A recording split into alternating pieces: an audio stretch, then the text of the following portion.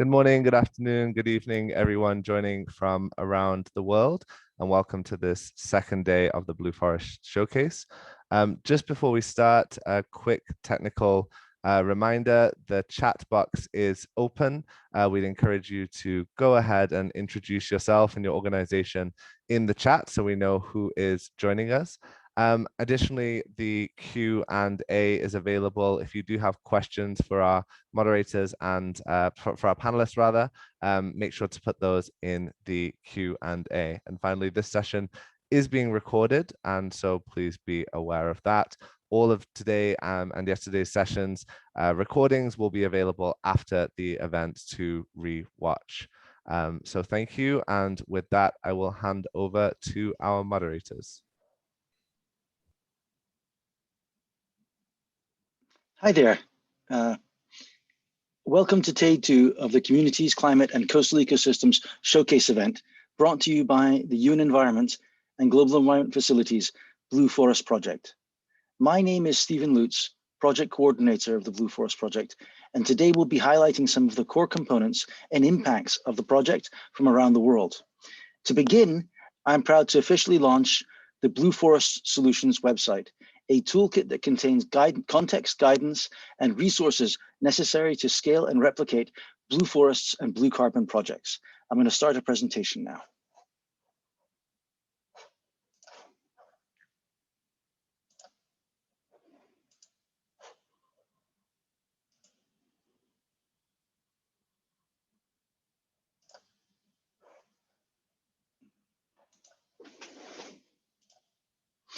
Okay, so my presentation should run for about 10 or 15 minutes. I'm going to introduce Blue Forest Solutions, talk about the rationale behind the website, and go into a couple examples and talk about next steps. Okay, the project context for those that didn't join us on day 1 is that in 2015, the UNEP Blue Forest Project was launched to address the challenges associated with unlocking the values of coastal carbon and ecosystem services and converting them into options for improved ecosystem management. Prior to the project, the science around coastal carbon and ecosystem services contained many gaps, and there were very few proof of concept or on-the-ground examples around the world. Additionally, the international community did not fully recognize the value of these ecosystems for climate change mitigation. The Blue Forest Project, notably in Kenya, Ecuador, United Arab Emirates, Madagascar, has been key in overcoming these hurdles in order to effect a truly transformative global impact on coastal ecosystem management and sustainability. You will hear from our project, from some of our partners in the next session.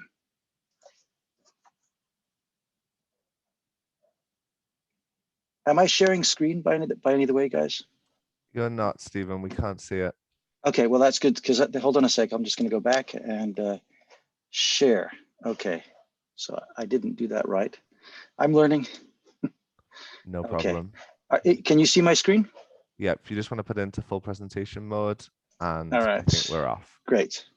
Go ahead. So this was the context. So next, to date, no other project has had this level of success on the voluntary carbon market that the Blue Forest Project has achieved. And the Blue Forest Project continues to be the world's largest exploration of blue carbon, at least to date. In Kenya and Madagascar, through Blue Ventures and the Kenya Marine Fisheries Research Institute, the project was able to test and expand the area of mangrove carbon on the voluntary carbon market. In Ecuador, the project has advanced conservation agreements with local communities in the Gulf of Guayaquil, Ecuador. 8 fishing associations have now agreed to protect over 41,000 hectares of mangrove forests within the Gulf, with local communities receiving economic benefits from the red mangrove crab fishery.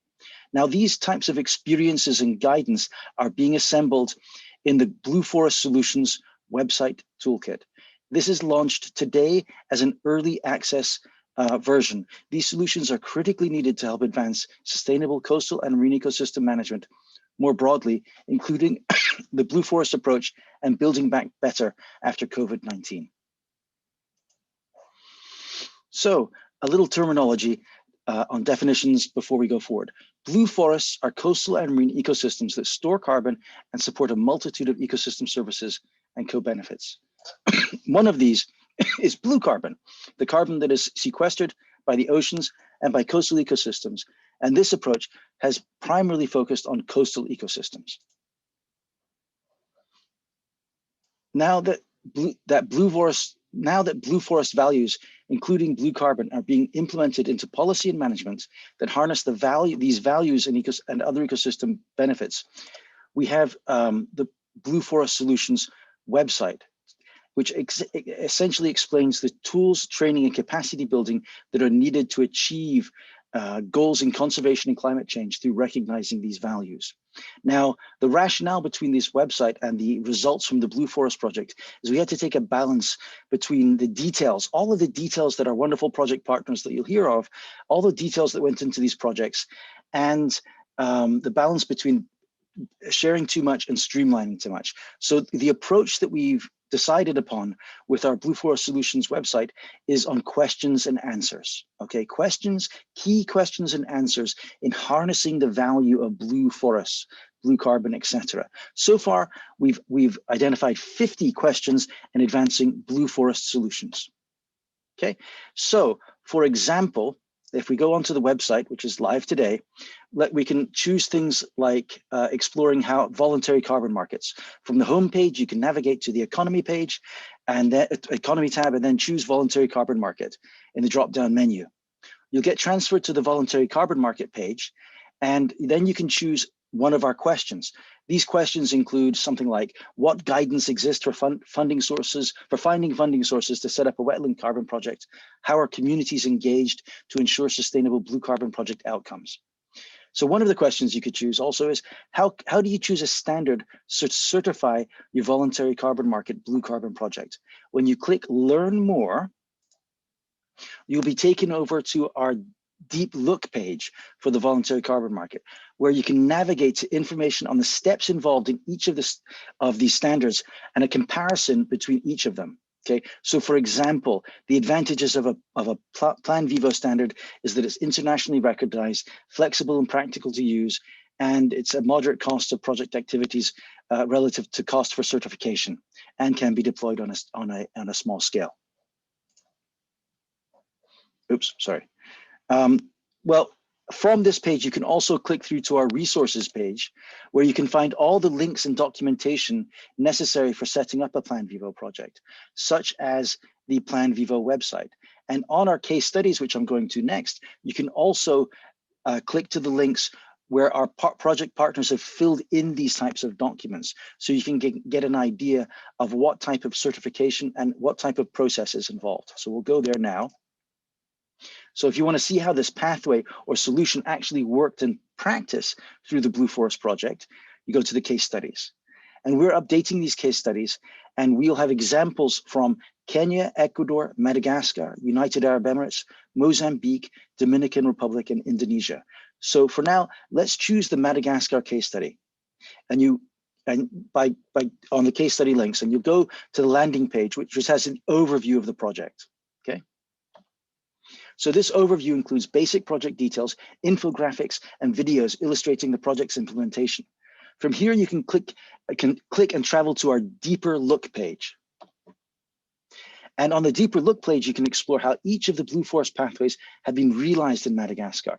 This includes Blue Forest ecosystems, which explores how the project has mapped carbon and other ecosystem services and incorporated that into their project activities and results. Or Blue Forest policy, which includes how the project has supported local communities and local communities in contributing to the fisheries management plan. Each of these icons are clickable and can take you to the resources page, where the resources are listed thematically by pathway of Blue Forest solutions, or through the case studies as well. And then back on the deeper look page for the case study, we also identify the lessons learned and challenges experienced in Madagascar, and how this project helps Madagascar fulfill its sustainable development goals. Some of the lessons learned and challenges are the critical success for Madagascar includes listening. By prioritizing and listening and knowledge and sharing, Blue Forest was Blue Ventures was able to get the community buy-in and participation in the management and planning of project goals. And I'll let Leah talk more about that. Okay, so also you can explore blue forests and blue carbon related policy options on the policy page, if you head to the policy page. So on the policy page, we've divided it into local, national, and international policy. So each of these has their own Learn More page where we have relevant questions. For example, for the international policy of questions like, what is the UNFCCC and how does blue carbon fit in under it? Or how can countries recognize blue forest ecosystems and blue carbon in their NDCs? And from where this question involves basically linking to searchable databases that can help our stakeholders or policymakers gather insights on how countries recognize their values of blue forests. So for example, one of the links is to Climate Watch, where you can use key terms to search how blue forest ecosystems or blue carbon ecosystems are being recognized by countries in their climate mitigation and adaptation actions. So please explore the Blue Forest Solutions website. Please visit us. This website is a product of all of our partners. It is intended for use by all. As I mentioned, this is the early access version, and we'll be updating it at the end of the month. Please expect that the functionality will improve as we head towards July. Also, this is version 1, so please expect future issues in the months and years to come. Grid Arendal is already exploring and securing support for the next versions, and we would love to work with you all in its development and use. Thank you.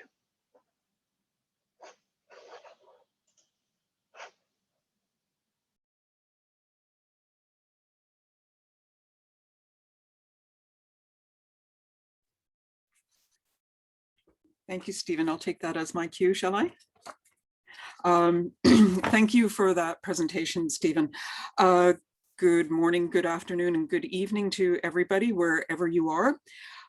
It's a great honor to present this next group of speakers. I've had the real privilege of working with them over the last few years over the course of the project. And in that time, they've become more than just colleagues, but also friends. Our first speaker today will be Dr. James Ciro of the Kenyan Marine and Fisheries Institute and Leah Glass of Blue Ventures. And they will discuss the voluntary carbon market in Kenya, as well as coastal management and resilience in Madagascar. After Dr. Ciro and Leah, we'll turn over to Montserrat Alban from Conservation International, who will present on community mangrove conservation agreements in Ecuador. That will be followed by Dr. Steve Crooks of Sylvester Climate Associates, who will present on carbon accounting methodologies used within the Blue Forest Project. And then finally, bringing it all home will be Dorothy Hare of IUCN, who will present on blue carbon policy. So as a reminder, each presentation session is 15 minutes long. So James and Leah, obviously yours is shared. I will pop up on screen again in the last minute, just to give you the warning that our time is coming to an end. And then to our audience, a reminder again to please put your questions into the Q&A panel. We'll address all of those at the end of the four speaker sessions, pardon me. And with that, I will turn it over to Dr. James Ciro. I believe you are up first. Well, thank you so much, Tina, and whoever is with us today. My name is James Ciro from Kenya Marine and Fisheries Research Institute. I'll be talking today about Mikoko Pamoja. Mikoko Pamoja is nothing than a small-scale blue carbon project that is based in Kenya, and it's financed through voluntary carbon market. And these activities is supported through many organizations, including the Blue Forest Project, the Plan Vivo, which is our standard, the Access is our brokerage, Kenya Forest Service, and the Kenya Marine and Fisheries Research Institute. Next slide, please. when talking about mangrove, it's good to understand there are multiple benefits they provide to humankind, ranging from environmental value, ecological value, economical value. And in one of the UNEP document, it cites around $220,000 per hectare per year as the value of mangrove. And this you can understand when you think a big part of mangrove as home for fish, shoreline protection, and of course the harvestable resources. And in the bigger thinking, you could also think about mangrove, protecting mangrove will accelerate the achievement of sustainable development goals, and of course, the national determined contribution of the Paris Agreement. Next slide.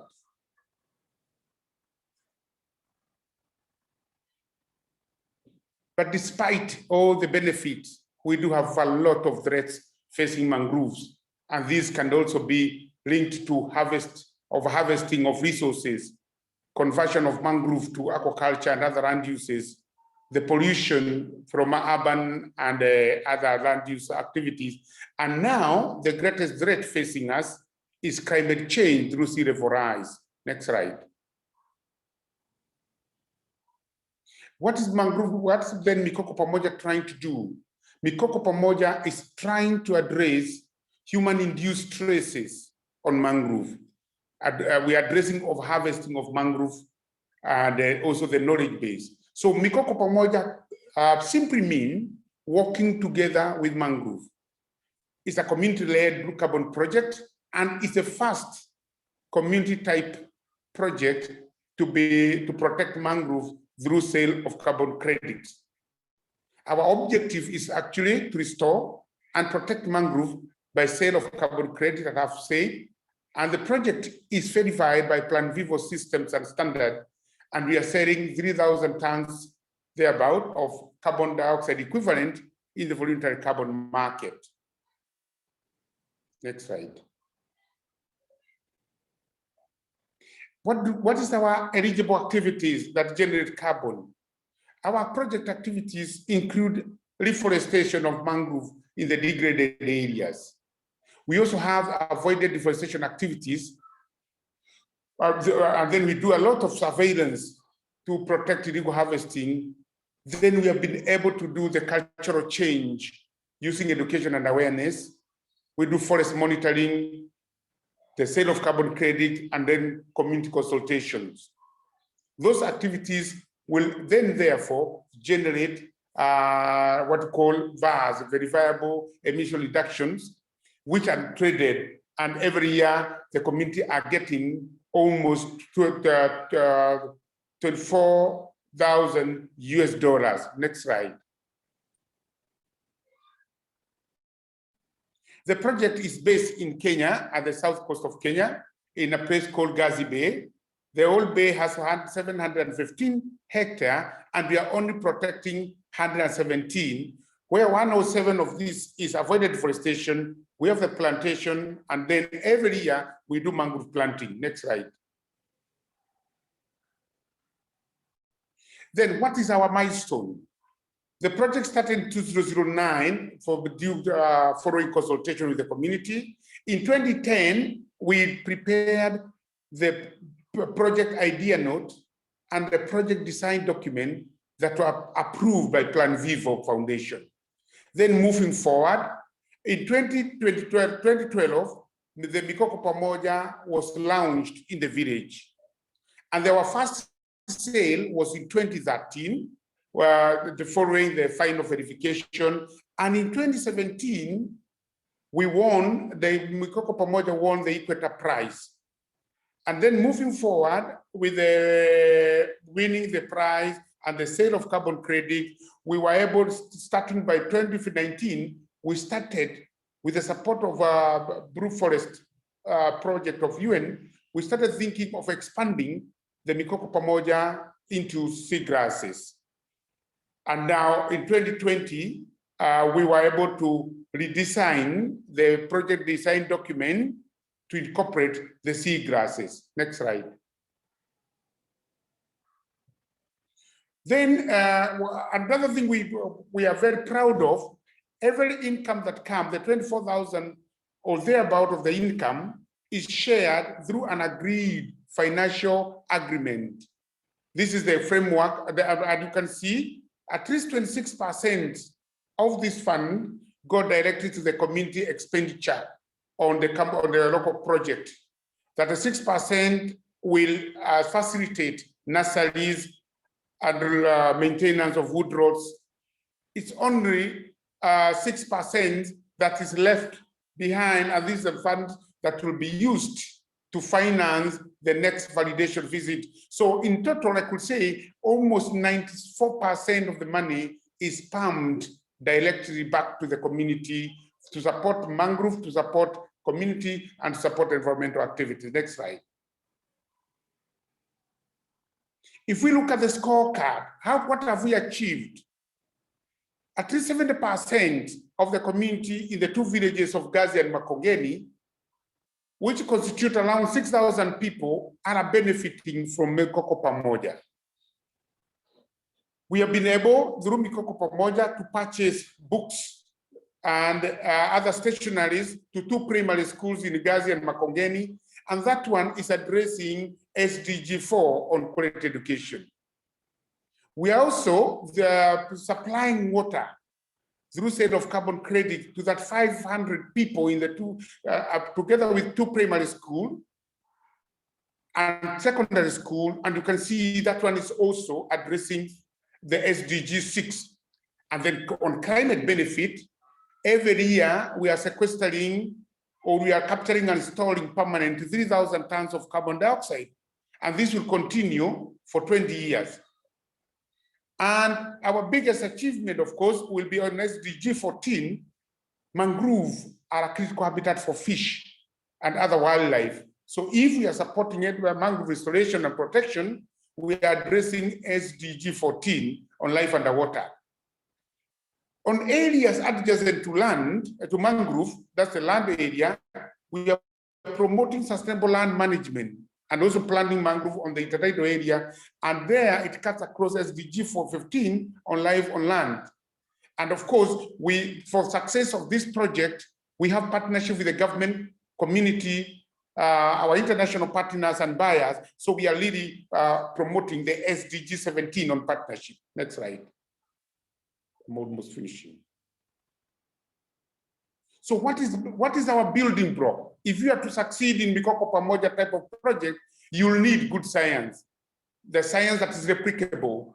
You are using reliable methodology, as we are using IPCC methodology, as well as VCS conservation of coastal wetlands. We need community commitments. Our community in Gazi, which is more than 7,000 people, are very committed to this project. Our government is very supportive. We work very closely with the Kenya Forest Service. And of course, you need international partnership. That is what has made us successful. Next slide, please.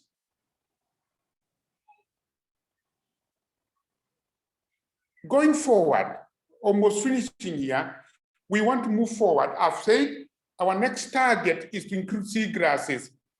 We have already expanded the Mikoko Pamoja design document, but we have not sold the carbon yet from seagrasses, but that's the next forward.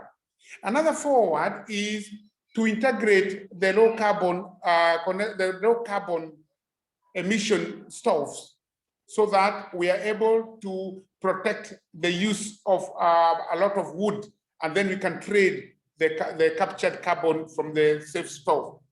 And then another important thing this year, we have been able to influence national policy such that we have been able to include mangrove and associated blue carbon ecosystem into our nationally determined contribution, which is really an ambitious undertaking.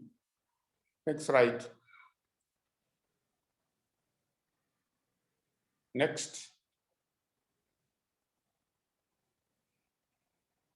There's so much you can learn about Mikoko Pamoja. You can learn from our website, and then you can learn from our website, and you can also link us on Twitter, and that is our information. And thank you so much for your attention. Thank you.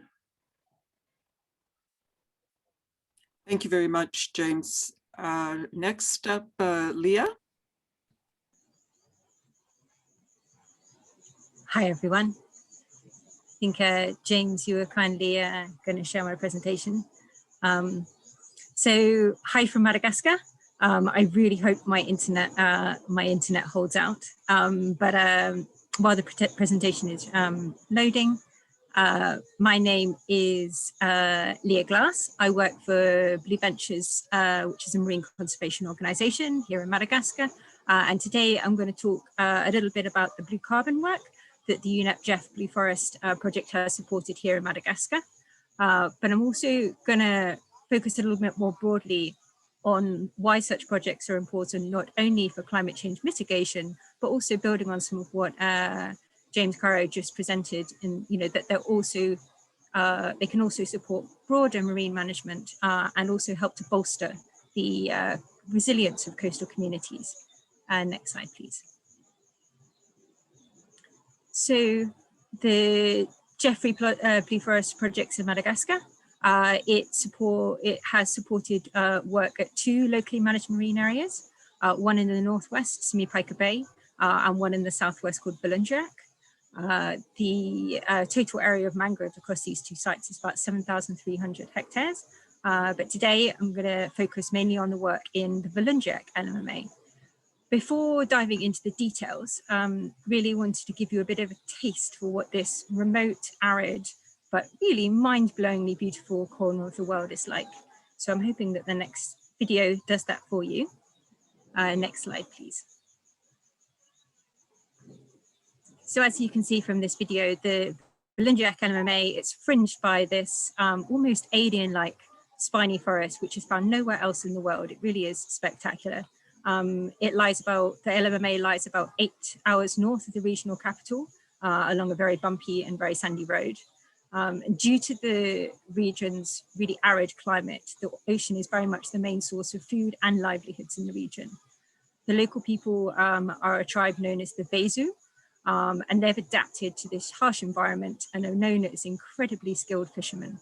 This is really important because small-scale fisheries generate about 82% of household income and provide over 99% of dietary protein for people in this region. In the Vezu dialect of Malagasy, Bulunjak means to live with the sea, which is exactly what the Vezu do. So next slide, please. The Bulunjak LMMA covers about 680 square kilometers of marine area. It's a gazetted MPA, co-managed by the community group called the Bloomberg Association, as well as the government of Madagascar and Blue Ventures as well.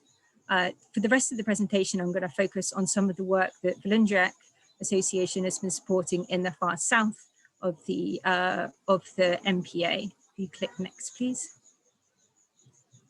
Within the Bay of Assassins, they've supported, together with Blue Ventures, the development of the Tahiri Hunku project, which means preserving mangroves in the local dialect. It's very similar to Makoko Pomoja, really building on the excellent lessons and experiences of James Ciro and his team, similarly certified under the Plan Vivo standard. And yeah, it's really, very much a grassroots, locally led project. Next slide, please.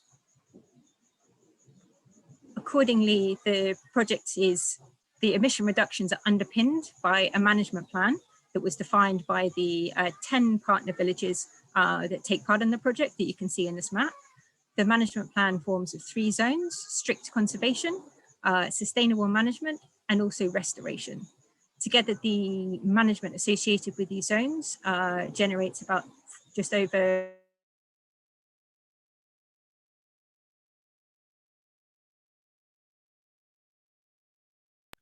I think we've lost Leah. Hopefully she'll be back with us in a second. The Bloomberg Association. Next slide, please.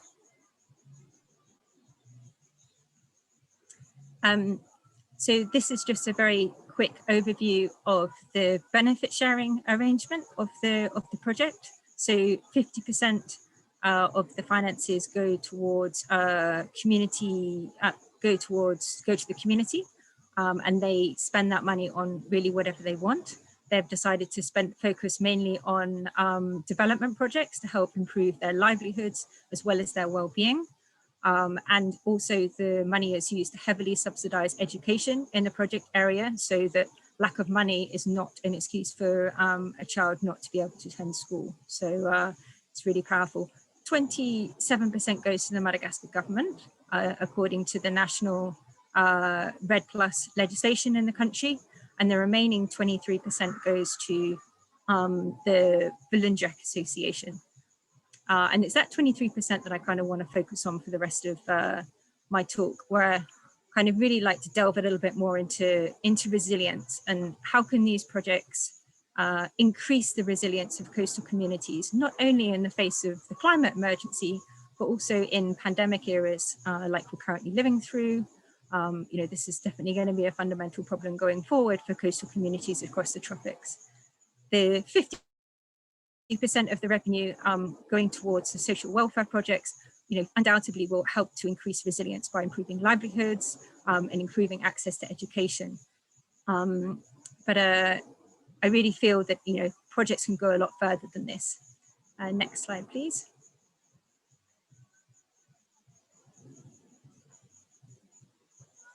It's well documented and well known that mangroves and other tidal wetland habitats, you know, they really play a key role in protecting villages and businesses from coastal erosion and also tropical storms. Next slide, please.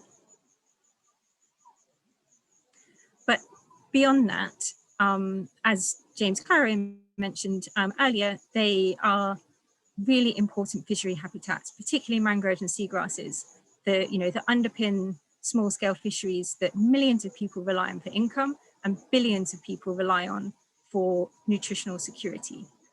The sustainability of these fisheries, you know, it really is key to the resilience of coastal people across the tropics.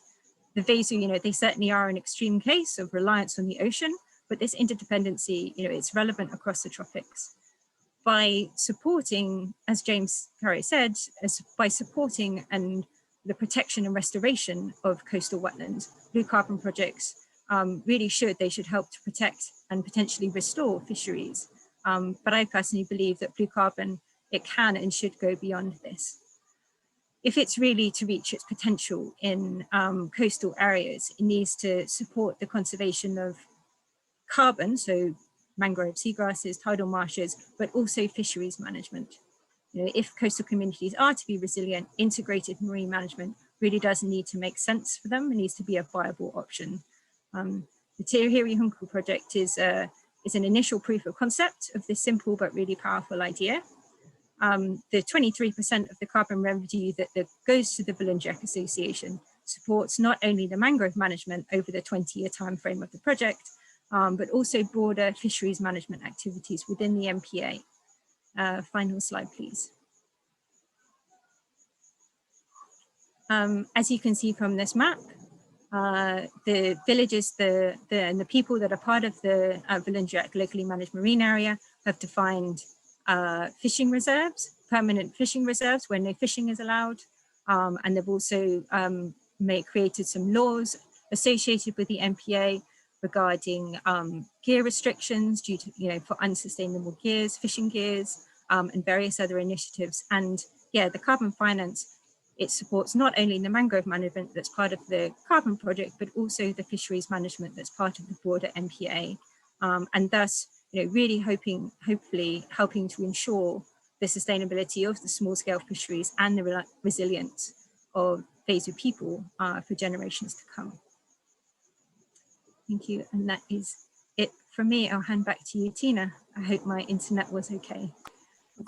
It was almost perfect. One little hiccup in there, but otherwise it worked perfectly. Thank you so much, Leah. Thank you, James. Two very excellent presentations, and the work that they're doing in both of those places is just fascinating. So I hope that the audience, please enter some questions into the Q&A box. I know how hard And their teams have been working over the years to get these projects going. So they have lots of tales to tell, and we'll be happy to answer your questions. Next up, we have Montserrat Alban from Conservation International. So Montse, I see you on screen. So if you can also unmute, and happy to hear your presentation now.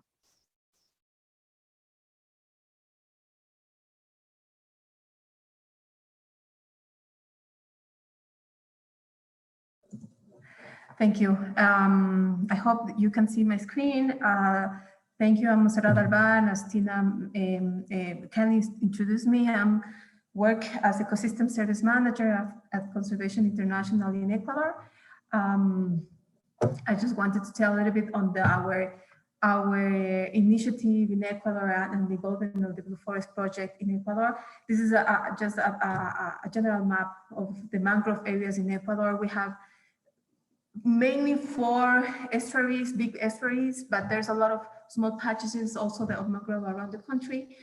And in the Gulf of Guayaquil, then the one that is highlighted here is where we focus the intervention.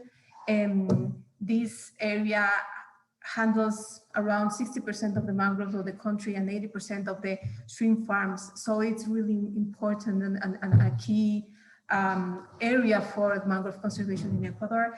In the map that you're seeing here, there are these 5 main areas where we focus the intervention, and it's around 41,000 hectares. And it involves 2 protected areas, number 4 and 5 here, El Morro and El Salado, which is there are protected areas managed by the government, and also areas for local associations here, 1, 2, 3, Cerrito, Balao, and 6, the Julio associations. Through the intervention of the project, we've been able also to support some local associations to gather mangrove conservation agreements inside the marine protected areas, which has been very interesting, and it's been an interesting tool to join the government and the local associations that jointly manage mangrove areas. So I'm going to talk a little bit about that initiative. The mangrove conservation agreements started in Ecuador around the year 2000, but it was really due to the mangrove deforestation in the 80s and 90s, as in other countries happen as well. There's a lot of deforestation going on, mainly due to shrimp farms, but also to build infrastructure and the impact of the bad timing by the local governments. So there was not a really good compliance on the fishing regulations. The main fisheries, that is crabs and black cockles, diminished a lot. So we saw that the situation in those mangrove areas and in the local communities was really empowering. And also, it was interesting to see that the capacity of the government to manage those areas was really weak. So mangrove, as in other countries, are owned by the government. There's no private property or communal property in mangrove areas. So one way to make a difference is to build these mangrove conservation agreements where the government gives the right to the local associations to use those areas and to manage those areas, to make some control and surveillance over those areas. So as I was saying, in the year 2000, we started with this deregulation, and we made a first evaluation in 2008, which really showed us the importance of the technical support and to be in the field with the associations, with the local communities, hand by hand, and support their interventions. In the year 2010, there were some small changes in the regulations, and in 2014, we introduced a payment incentive that is called Socio Manglar. It's a direct cash payment for the associations that had a mangrove concession, a mangrove conservation agreement, and were managing well.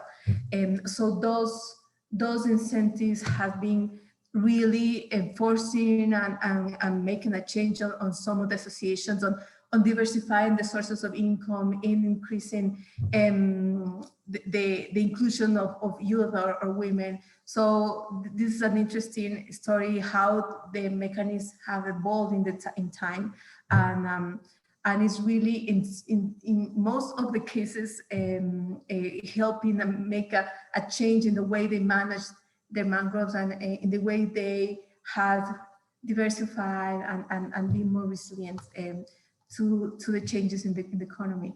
So the main steps for this, the implementation of these conservation agreements, besides the implementation, is also the need to monitor and strengthen the communities and the leaderships, to have good leaders to help them with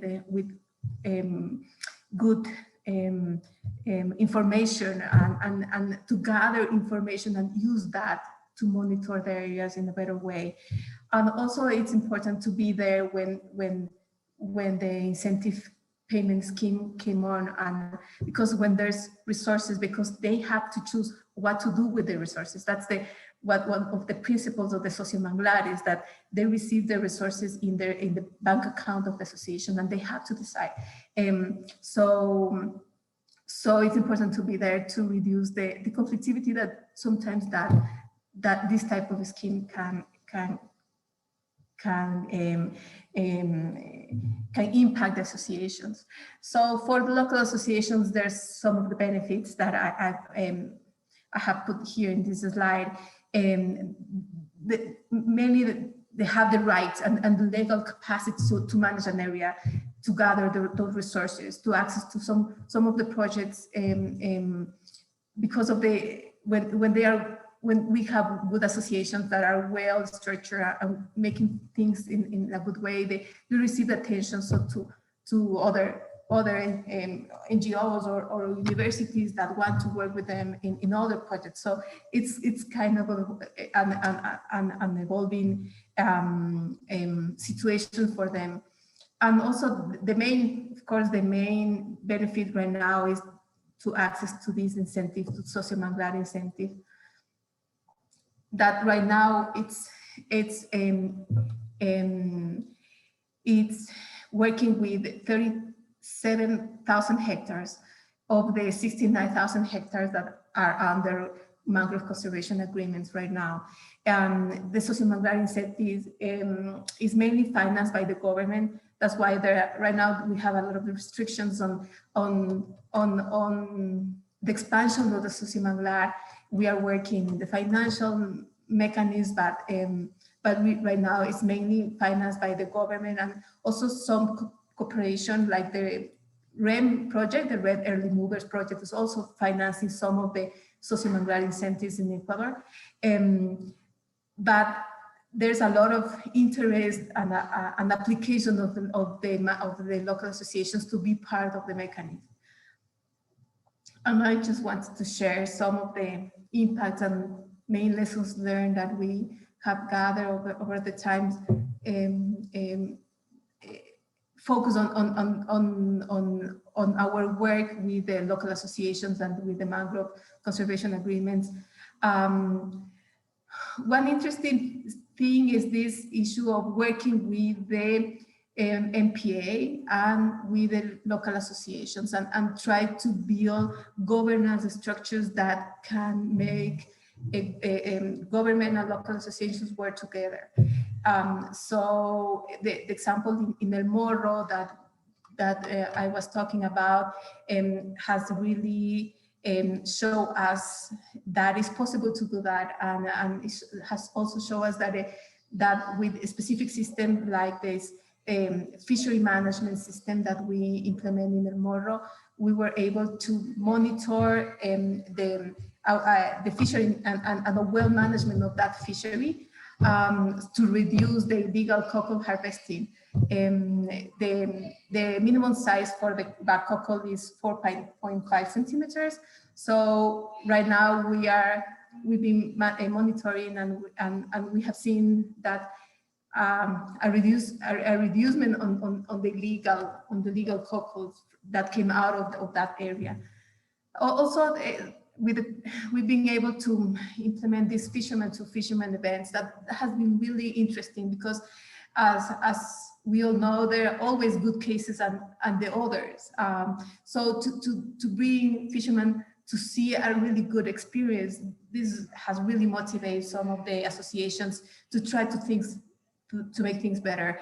And also there's a lot of the language and the way of explaining things that really capture the attentions and has helped the implementation and the successful implementation of the project in those areas. The main topics is this issue of how to diversify the sources of income with managing the mangrove conservation agreement and managing the socio-manglar incentive. So there's a really good experiences on, for example, honey, or there are some interesting experience on building the house of the association that they rent for social events, and they have an extra income for the association, or engagement in a better change with markets, or selling directly the pulp of the crab to some of the main traders in the areas. So by these visits and these engagements, it's really been interesting to see new associations implementing new ideas in the field. And one thing that we wanted to do at the beginning was to implement these agreements, direct agreements with restaurants or with hotels, so the associations can have a better prices. But this was really difficult for us, and what we saw at the end of this process is that making small changes in the way they trade the products really increases the price.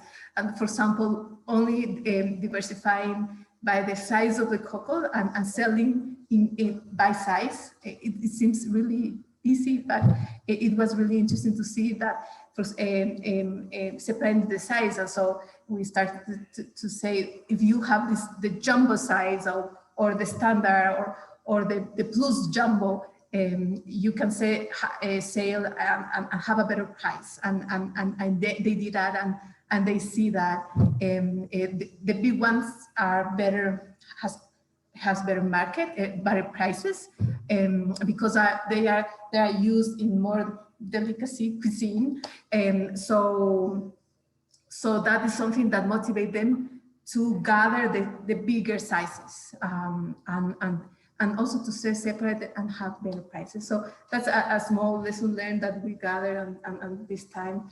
And also the challenge of involving women in the associations, in the board of the associations. We put a lot of attention on that. This is an area that the involvement of women is not very easy.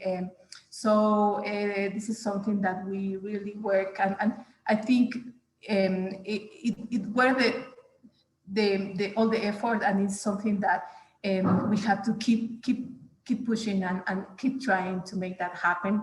Also, to work with just women group for handicraft, for example. This is something that we did with the project, and was really interesting to see the women involved, and also have more interest in the mangrove areas, and really using more resources from the mangrove areas that didn't happen in the past. And just one small comment about the impact of the COVID. This is some pictures of the need to keep involved and keep even communicating with the associations and the communities during these difficult times was important.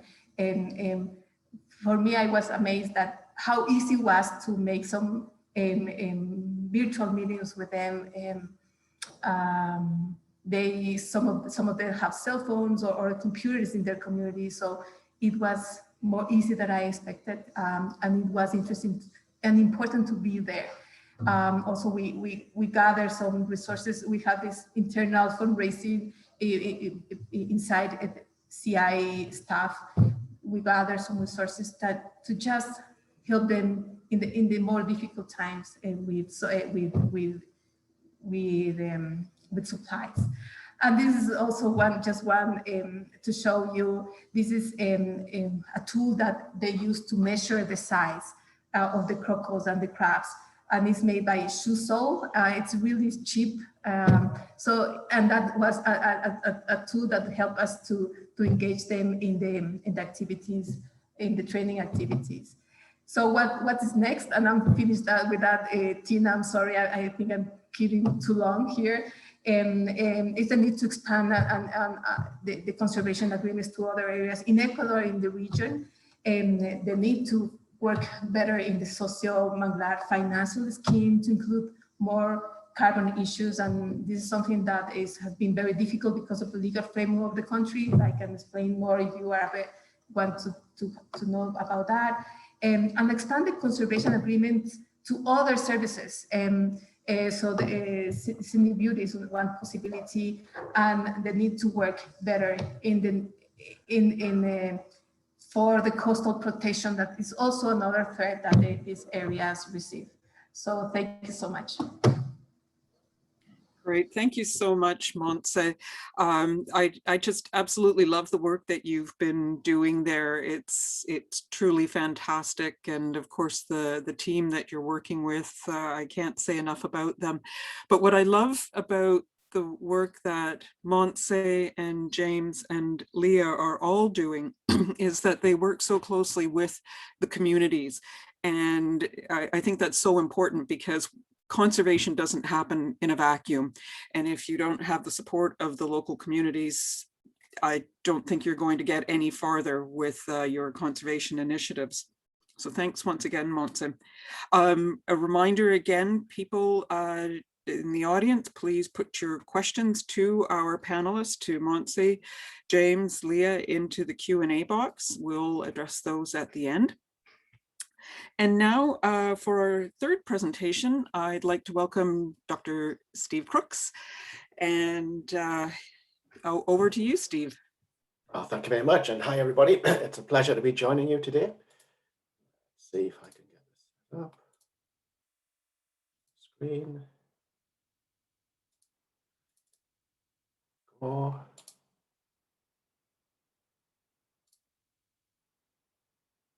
Okay. Great. So after some fantastic presentations there, I'm going to focus not so much on any particular area, but on thinking a little bit about the carbon science and where we're going with developing monitoring and carbon finance methodologies. And I'd like to recognize my colleagues who have worked on the Blue Forest projects with me, Gino, Abby, and Moritz, but also recognize Linwood Pendleton, who at the time was with the University of Brest in France. So, what's been the trajectory of understanding where carbon fits into climate change mitigation and why we should restore wetlands? We wrote this report back actually in 2014, supported by UNEP and C4, to help sort of characterize how do you bring together carbon project development with the coastal wetland restoration science. And really, I guess in terms of a trajectory, there's been, there's a growth there's a growth in learning that has gone at different paces in different parts of the world as people have engaged. The first step is to understand and recognize there's a value to coastal wetlands and improving coastal wetlands management. And then you establish good practices and how to actually do it. Quite often we start in one location with very simple projects that might not necessarily be very good. In the US, for example, back in the 1960s, 70s, just getting vegetation on a small site was seen as a success. And then people said, well, hey, what about fish? And so then getting channels back, getting good full connectivity. And so we started to become increasingly more knowledgeable about what it is to restore a fully functional wetland. And then we started thinking more bigger across the landscape. How do you actually restore multifunctional landscapes, which include people, wetlands, infrastructure? How do you blend all of this together? But now as time's going on, we're asking even more challenges. How do you adapt to climate change? And increasingly, how do you think about greenhouse gas management as part of your activities as you're doing this? Can you store and sequester more carbon? Can you prevent more emissions? And now where we're getting to is, can you think about developing various types of finance mechanisms to help support all of these activities? And there are many different types of finance mechanisms. No one fits all. And but this is where a lot of work is taking place right now, is to identify for different types of locations what kind of finance might be most appropriate. So ultimately, we're trying to recarbonize the biosphere and decarbonize the atmosphere. And so in essence, you have an existing emissions that are taking place, or we may be stable, and you're actually trying to sequester carbon or prevent emissions from taking place in the future. And that's what you can recognize as part of your action. That's your climate mitigation action right there, which you might be able to connect to something like carbon finance. So here, for instance, we see a zoo from Blue Ventures in Madagascar displaying a replanted mangrove area. And carbon, as well as being the greenhouse gas, or as well as being an important greenhouse gas that's sequestered within the wetlands, it is really a currency that feeds through a lot of ecosystem services. Looking at the top right, those fish are the same age. And what's happened is the fish on the left were grown in a channel without wetlands. The fish on the right were grown in a channel with wetlands. And the food source both influences not only the number of fish you find, but the size of the fish. The carbon helps bind sediment, which accumulates through time. And so it helps raise the elevation. So it acts in a way to attenuate wave energy. So the graph you see here is just a ratio of offshore wave energy against wave energy, or wave height, sorry, on a marsh surface. And the bigger your marsh, then the more wave energy you attenuate, which is important for flood protection. And so we've been looking through time in terms of how do you connect various types of ecosystems to climate mitigation. We started with forests 30, 40 years ago. Soil people in 2000 came along and said, hey, most of the soil's most of it comes in the soil. We need to recognize this. Around about 2010, we started making noise as the blue carbon community about including these blue carbon ecosystems. And we try to, help various people in the negotiations and other places just get their feet wet a little bit and move down slope and include these ecosystems within various climate mitigation mechanisms, which of course is where the Blue Forest Project has been very strong. And I'll not talk about actions in each of these countries because you're hearing directly from the project partners, but just to recognize that, again, no one approach fits all. And it really comes down to the country specifics. Some countries favor carbon markets. Some countries don't like carbon markets. For some countries, including coastal wetlands is really an important part of their NDC. For other countries, it's an action they can take. It might not be significant to their NDC, but it's definitely something that will move carbon management in the right direction. And so, what have we seen as part of this project? It's been great to see that there's been the adoption of standardized approaches for monitoring, so we can have confidence in the data and the data that's being collected. And more than that, it's really tested those methods and fed it back to those who developed such methods and provided input on whether those methods need to be adjusted to be field ready.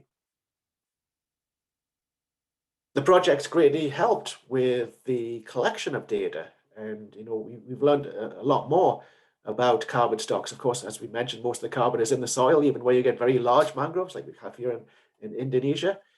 And the project has really helped synthesize a lot of that kind of information. And this carbon information is going into data sets. Here, the Global Coastal Carbon Atlas, which is open source and available for everybody to submit data to and also extract data from. Your data gets a DOI, so that your data is owned by you. It's not owned by the Smithsonian, who have built this data archive. But you can see the scale. Each one of those numbers is a data point. It's a core with high quality data. And so the data is really growing very quickly, and it's really helping to inform carbon management around the world. But you can also see there are considerable gaps there in terms of data availability. West Africa, for example. So if you have data, please do connect it into us. You know, I think one of the great things about the Blue Forest Project has been the inclusion of, you know, it's really shown how community are part of all of this discussion, both in raising awareness, but also how they can be important partners and how they can gain from the activities that we see on the ground. And there's been an opportunity to help improve and think through carbon project development. You know, it's a chance for sort of country teams, field teams, to engage with those who do develop methodologies for the carbon markets. But it's also an opportunity for those who do develop those methodologies to learn from what's happening in the field. And again, you know, it's a learning process where we go through this together, and gradually over time we improve all of this. Carbon projects on the ground improve, methodologies improve, and we'll see, I think, an expansion and a simplification of methodologies going forward to try and expand the range of projects that will become available. Because right now, methodologies are quite complicated. And there's been a lot of new learning. I'm going to highlight maybe two that you can see in this photograph. One is that you know, deforestation can lead to more than just loss of carbon from the biomass. That can also lead from carbon from the soils. And there was a great opportunity again with Blue Ventures in Madagascar to talk to the guys that cut the forest here. And as they explained that the water became brown when it rained because soil was moving. And Blue Ventures could actually measure the soil loss that had taken place and is now being published in the scientific literature and is an important part of the soil calculations. We've also learned a lot about restoration approaches in different areas. Here in Madagascar, and probably very common to Eastern Africa, is that you can actually restore mangroves relatively simply because you're not losing elevation. In other locations, it's quite different. And another thing that's really come from this project is a sense of community. You know, here we are in Abu Dhabi back in 2013, and you can see in here Lalau and Afi and many others who are still working in carbon management, carbon stock assessments, leading carbon projects in their home base. And so, you know, the community is being, you know, very cohesive, and it's been great to see the communication that's continued. And we continue to share lessons across from one country to another, from one team to another. So where next for all these blue carbon activities, blue forest activities? I need to continue to quantify carbon stocks and stock change. And there's been, you know, a lot of great progress made there. It's really important for coastal wetlands of all types to be included within national greenhouse gas inventories. And there's been a big push to do that. So we are funded by the US government to help a number of countries overseas over the next few years to do that as part of a program with the EPA and NOAA. Because if you measure something, you might more likely do something about it. Red countries are curious about how to integrate blue carbon reporting and to make sure that methods and monitoring, reporting and verification match going forward. And it's an iterative process, but that's an important step to do. Develop various types of intervention strategies, just as you heard from each of the presentations before me. And an important is, you know, countries are increasingly including coastal wetlands in their NDC, and marine protected areas are increasingly becoming the operational framework through which these activities take place. So how do we continue to build on that? And as the last point feeds into this, how do we develop finance mechanisms which help countries implement their marine protected areas, implement their better carbon management to the benefit of communities, to the benefit of the countries, and to the benefit of climate and biodiversity. And so we're seeing you know, we are starting to see scaling. Monty mentioned Ecuador. Colombia is also developing is developing a 20,000 hectare conservation and restoration project through Conservation International. Cairo mentioned the projects expanding on East Africa. Leah mentioned those projects expanding. Here in Pakistan, we see a very large project which is already underway, involving planting of 220,000 hectares of mangroves, including 48 communities across 350,000 hectares of project, which is phenomenal to see these kind of activities take place. And it's because of the confidence that's been developed as the global community has started to build these projects and share lessons. And so what else is coming down the pipeline? We announced a partnership last week with Verified Carbon Standard, and we're exploring right now how to expand the approaches that have been developed on terrestrial and near coastal landscapes to include the seascape. Can we include other ecosystems? What kind of science is required? We feel now that having built a level of competence and experience to where we are now is the time, as the science is expanding into the marine environment, to include other ecosystems. And the intent is to unlock the potential of marine and sustainable seascape management activities to deliver large-scale climate solutions and to the benefit of sustainable development goals. And the scope, marine coastal activities that could generate significant climate and sustainable development values. So that's what we're hoping to tackle. And the kind of ecosystems that we're looking to include. First, we have to look at the rules of the standard and modify those to recognize seascapes, and then start to think about how do we include through methodologies or one single methodology, better management of wild seaweeds, conservation, restoration of kelp beds, farm seaweeds for aquaculture. Even if you grow the seaweed and extract it for food products or other products, there's still carbon released to the environment. There's also the option of just sinking grown seaweeds into the deep ocean for direct carbon sequestration activities. Possibly there might be the benefits of better management within marine protected areas and elsewhere. Trawling, there's some early science that is suggesting trawling has a big impact in terms of carbon stocks within seabed sediments, and that better management of where trawling activities take place can have a carbon benefit associated with that. And then there might also be opportunities to include oyster reefs, conservation, restoration. The science is very nascent there. In some areas, it suggests that there is a carbon benefit, less clear in other areas, so this all needs to be delved into.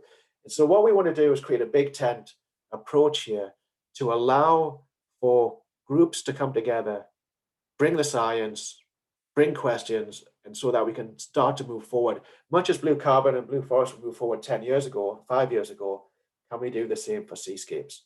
There are questions related to science, as I mentioned, questions related to safeguards, probably fine at a small level, but what if you create big aquaculture systems? Legal questions and financial viability. All of these questions have to be explored and paid into. And with that, I'll leave it there. It's been a pleasure to be part of the Blue Forest project, and I'm excited to see where it goes next. Thanks very much. Thank you for your time. Thank you very much, Steve. I love the idea of the seascapes, and be very excited to see where that can go.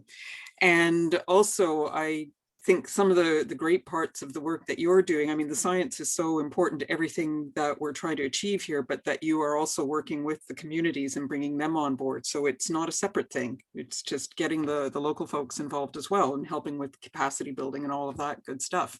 So thanks again. And a reminder, everybody, please drop some questions in the Q&A box for Steve or any of the others. But Steve, as you probably gathered, has great experience with this in so many places all over the world, and I'm sure he'd be happy to talk to you more about the work that he's doing. And finally, it's my pleasure to introduce Dorothy Hare from IUCN as our final speaker for this session. And then when Dorothy's finished, that we will move on to answering some of those questions from the audience. Over to you, Dorothy. Great, thank you, Tina. Thanks everyone for hosting this event. Yeah, it's been quite a while when this family started to grow, and it's nice to see those pictures from some time back where we we're still able to meet in the field. I want to, James, I think you might need to go on mute. Thank you.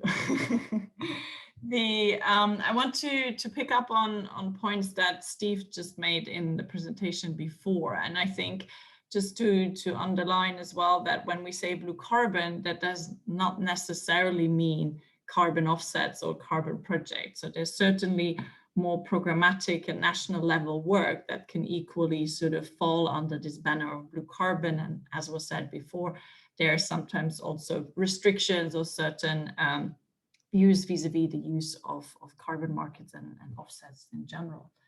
So I will speak a little bit about the policy world, primarily on the more international side. And this is for those who have not been so familiar with where this is all started from, and apologies for those who might have seen a similar presentation just last week in the Blue Carbon Conference. But the fact to actually use the management of marine and coastal ecosystem for climate change mitigation is already enshrined in the 1992 Climate Convention. But it was only in 2009 when the discussion around the forestry and REDD took really off, and then into the peatlands, as Steve showed us. It was around 2009 when the scientific and the conservation community came together and promoted and published a few blue carbon documents that then actually coined the word way back in 2009.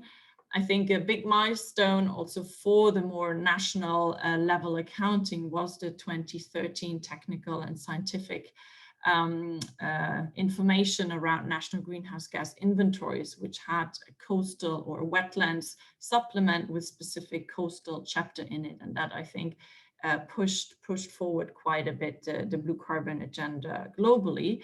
And then I think the next milestone, of course, as many of you are aware, vis-a-vis the Paris Agreement, and also the inclusion of increasingly NDCs or blue carbon in NDCs. And I'll come back to that a little bit later.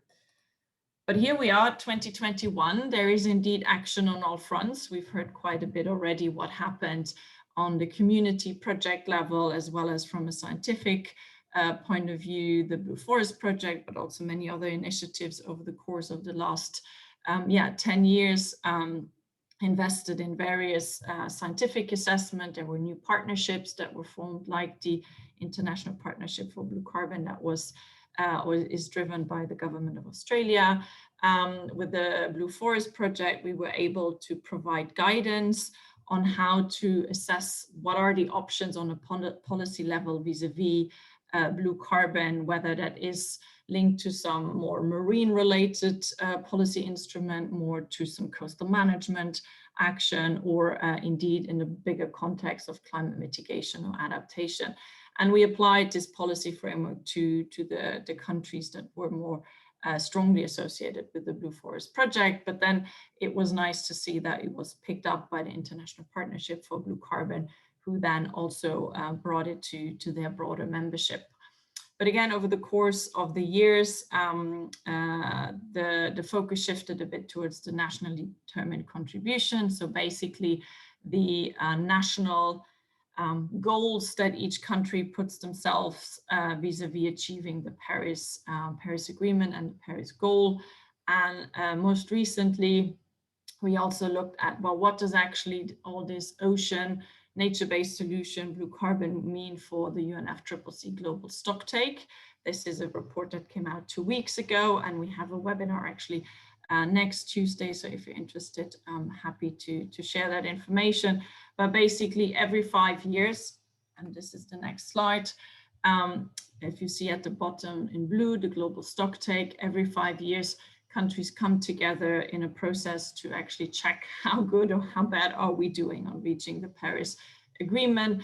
And it's supposed to be part of this so-called ambition cycle, where countries then in the following NDCs that are to be submitted, that the ambition is increased, that more is being done towards climate mitigation as well as adaptation. And I think here again, a point that Leah made very clearly, these coastal ecosystems have a high carbon value, and which is to some degree a good driver for action, but there's obviously much more to these ecosystems than just carbon. So again, this is just a cycle or graph to show you that within the process of the UNFCCC, countries are regularly coming together to check on some of the work or the action, more to say, being done.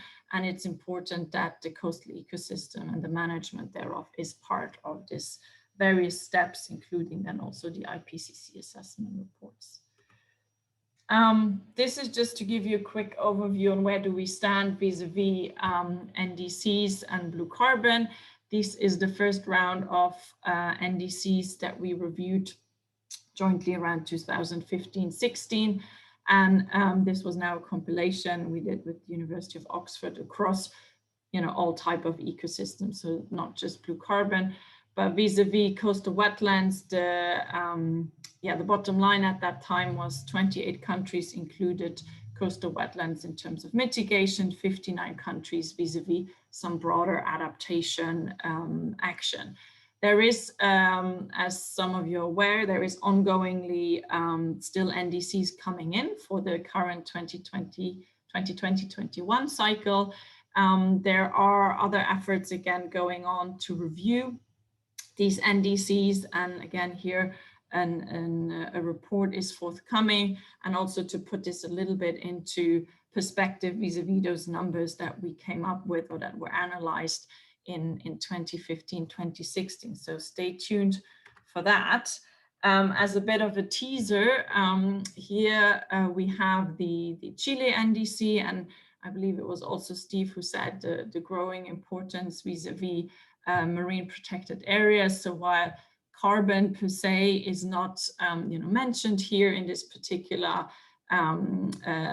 NDC, it's still the bigger picture of how to support, conserve, restore marine coastal ecosystem through protected areas with concrete management plans. So seeing these broader ocean topics in the current round of NDCs is extremely encouraging. And James alluded already upon that specifically other countries like Kenya made very specific references to blue carbon in their NDCs on some sort of broader nature-based solutions, or for readiness assessment, etc., to be able to, in the next round of NDCs, have even sort of higher, hopefully higher ambition, as well as more quantitative numbers that can make it into the targets. And herewith, I'm gonna finish off is the reason why is it so important? Like, why do we bother with all these NDC talk that you might hear so often? A big part is also finance. It really shows within a country's NDC, where do they set their priorities? And if blue carbon or coastal ecosystems aren't in an NDC, it gives a bit of a hint that the country doesn't pay so much attention to it in the broader climate change context.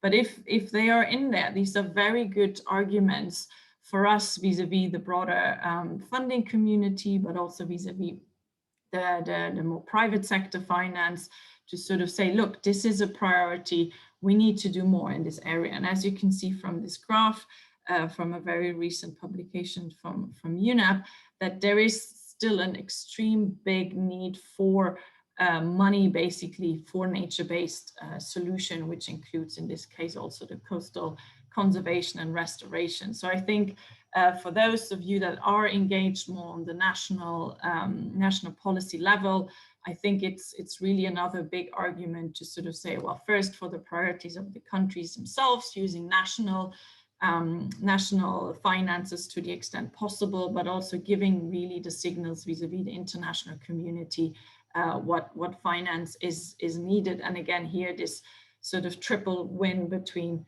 climate adaptation, mitigation, biodiversity, and let's also not forget the broader sustainable development goals.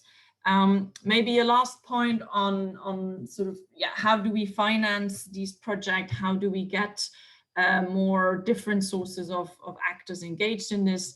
With ICN, we are running the Blue Natural Capital Financing Facility that really supports projects on the ground in order to move them to what we call or so-called bankability. And also happy to share a few more info on that for those that are interested. We did a specific blue carbon call more than a year ago, and we are funding 3 bigger projects and 3 smaller projects, really for carbon feasibility studies, etc. But for us, it's really also important, again, to underline that it's not just carbon, there is the broader ecosystem services behind it, the community engagement and so forth. So I think that is certainly a very interesting area vis-a-vis carbon finance, because the demand is really, really high. But I think the importance to still ensure that these projects are socially and environmentally sound and implemented on the ground.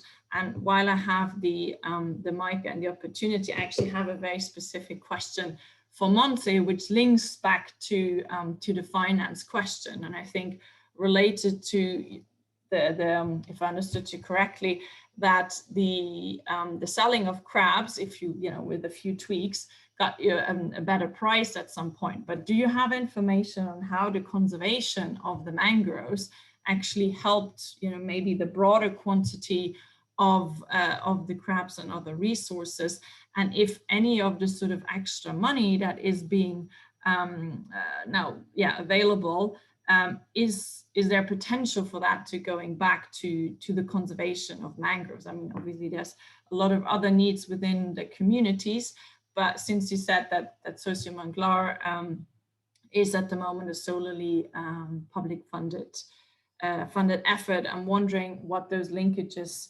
are, and if any ideas already been shared how to improve of some flow back to the mangrove conservation through other means. So I'll stop there and happy to answer any questions. Thank you. Thank you very much, Dorothy.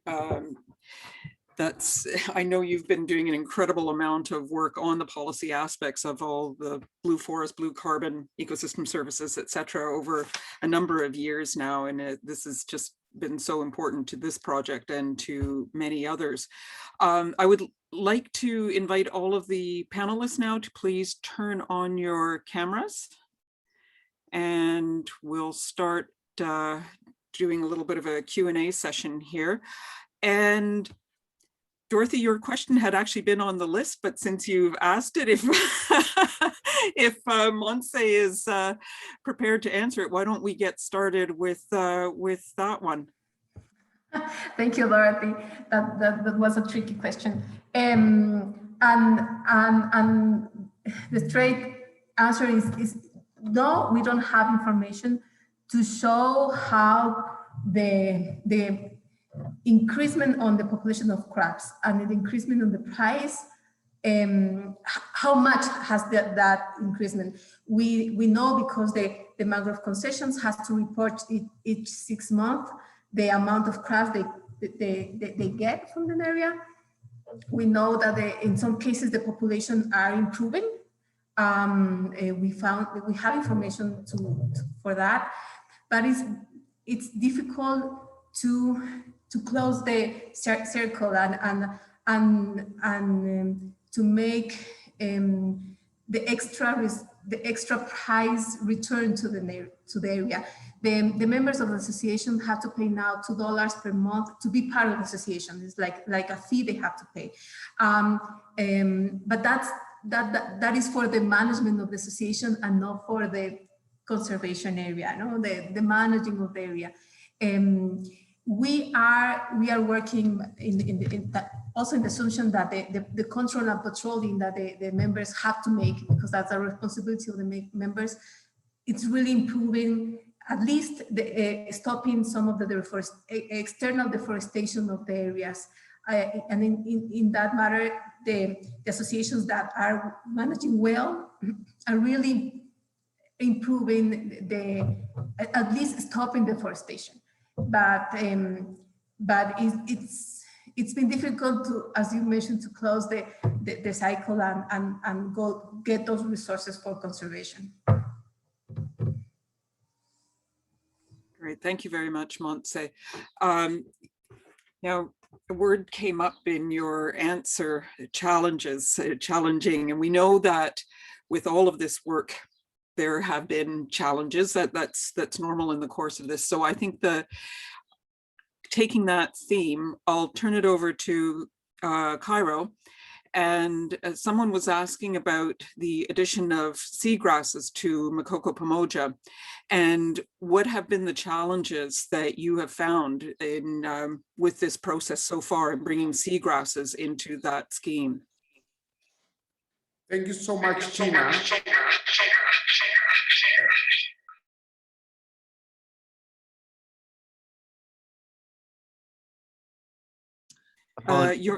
James, please could you unmute your microphone again? We just had a sound issue.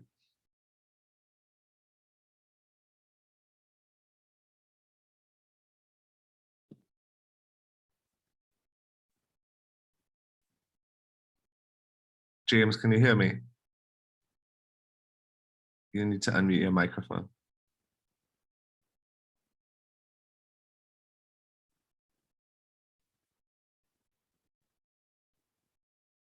Okay, I think can you hear me?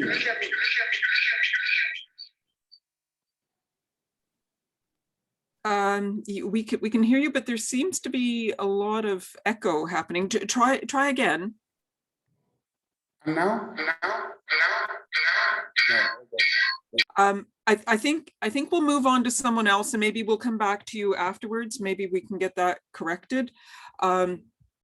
So I will then move over to now, one moment, you've caught me a little bit short. Yes, actually, it was Leah. I wanted to ask you, it's a different kind of a challenge, the challenge of COVID, because I know that Blue Ventures has looked quite a bit into the impacts of COVID-19 in your communities, and then the impacts on fisheries, and I guess on the broader work that you've been doing. Maybe you could tell us a little bit about how it's actually affected you there on the ground. Yeah, of course, no problem, Tina. Yeah, it's definitely, yeah, as with pretty much everywhere in the globe, COVID's definitely had a really fundamental impact on, on the communities that Blue Ventures worked with in Madagascar and in other countries. In Madagascar, the second wave a couple of months ago, that the health impact in the remote villages that we work with has been relatively minimal. However, the impact on livelihoods has been really significant, particularly during the first, I guess, 3 months of the pandemic last year, when global export chains largely stopped. A lot of the higher prices for fish and other commodities generally come from export by markets that are looking to export, and those closing down had a really significant impact on the amount of money that people were earning per fish. And people were definitely, we definitely noticed that people were either needing to fish more or look to other resources to try and recoup the finance. Also, tourism is only relevant in a few of the locations that we work at, but the lack of tourism is really, particularly where I live in the Northwest, has really hit communities hard. But we've also seen a lot of innovation. Fishermen looking to increase the value of their products on the local market, whether it be smoking or drying. And while the international market certainly closed down for a significant period of time, that local demand was still there. So it was more about kind of like reassessing, what are the opportunities and what are not the opportunities. We've published a few pieces on this, and we've actually got a COVID kind of a partners portal. We're trying to share this information and also gather information from other fishing communities around the world to really, try and learn from this experience and find out how we as supporting organizations can be better prepared in the future. But and I'll share that. Great, thank you very much. And I know we just had Montse, but I would like to continue on that theme of the COVID just for just a moment, because I know down in Guayaquil, you were hit very hard in that region. But you said in your presentation that it was important to keep working with the community, even though during the pandemic. Maybe you could tell us a little bit about how you kept the momentum going so you didn't just drop all of your hard work cold for a year or more. Yeah, thank you, Tina. Yes, the area in the Gulf of Guayaquil was hit at the beginning of the COVID. So it was in April, May that particular region started to feel the situation and starting to not just because of the closing the economy, but also because of the actual deaths in the communities. So it was important, and we tried to keep connection and to keep conversation. I don't live in the region, and my colleagues that are more in the field, they don't also live in the communities. They live more in the city. So to really try to use a virtual mechanism with the association and the fishermen really worked. And we were talking with Leah, and Leah made the case that yes, in some cases, in some places there are internet connection that is working well, and we don't usually, sometimes we get amazed of that, but we try to be patient and work with that. It's been key, and to bring, we try to make this effort of collecting resources and try to support in a way, and also that was very interesting to see that engagement and that type of support. I agree with Leah that I think we have to understand and make more and be more prepared for the response. We are a conservation organization. We are not an emergency attendance organization. We don't know how to do that, and we learn a little bit in the process. I think we had to be more prepared, and I totally agree with that comment. Yeah, that's great. It sounds like even though different groups work on different things, whether it's emergency response or conservation, we have a lot to learn from each other. And when it comes time for these global emergencies, and it really is all hands on deck, isn't it? James, thanks, Montse. James, did you want to try again? Let's see how your sound is. Yes, I think I'm back. Ah, perfect. So the question was about how the addition of the seagrasses to Makoko Pamoja is going, and have you had any challenges with trying to bring seagrasses into the scheme? Thank you so much, Tina. Indeed, when you consider seagrasses occur in a common pool area because of the fisheries function.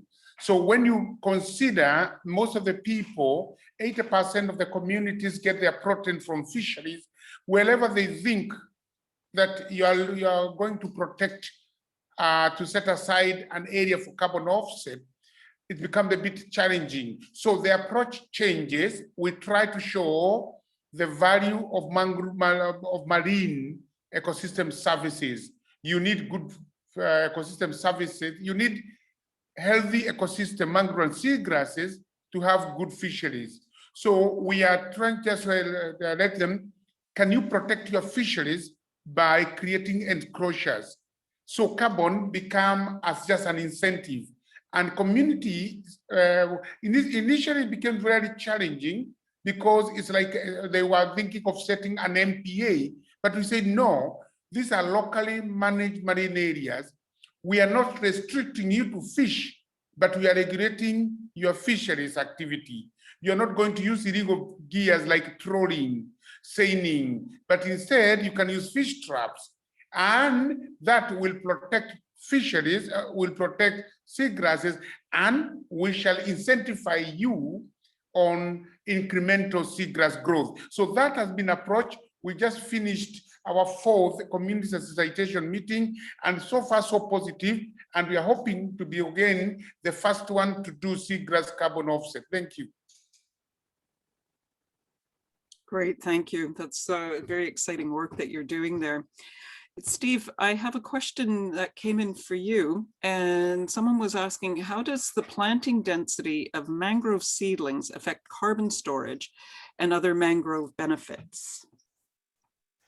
Good question. Well, there's a few things to think about here. One is the succession and the site that you're starting with.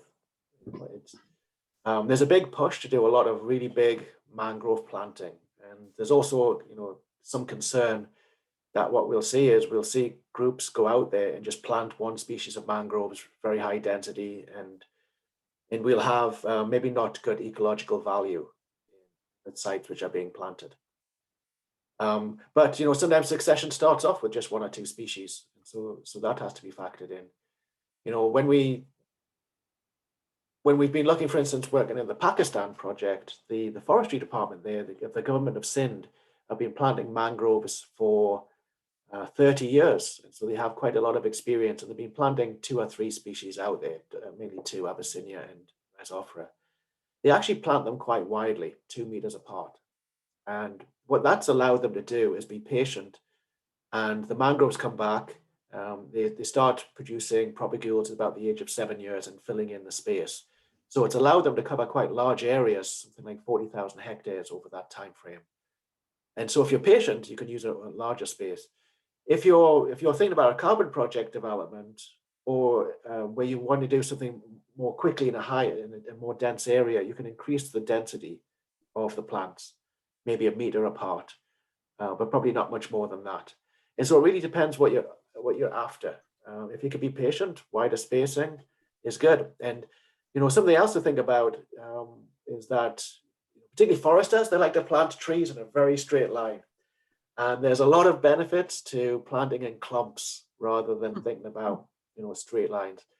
But from a carbon project monitoring point of view, you can look on satellite and those very straight lines were planted by somebody. It wasn't natural. And so there's trade-offs there. I'll leave it there. That's great. Well, just a quick follow-up to that. What kind of care and nurturing do they need? You said that they don't produce the propagules till about 7 years of age. So is there any kind of, I guess, human intervention needed in the meantime? Because I know there have been some places where they've had big planting and the community goes out, everybody's putting in the seedlings, and then they get washed away or just, wither away. Yeah, well, you have to think about why there's no plants there to begin with.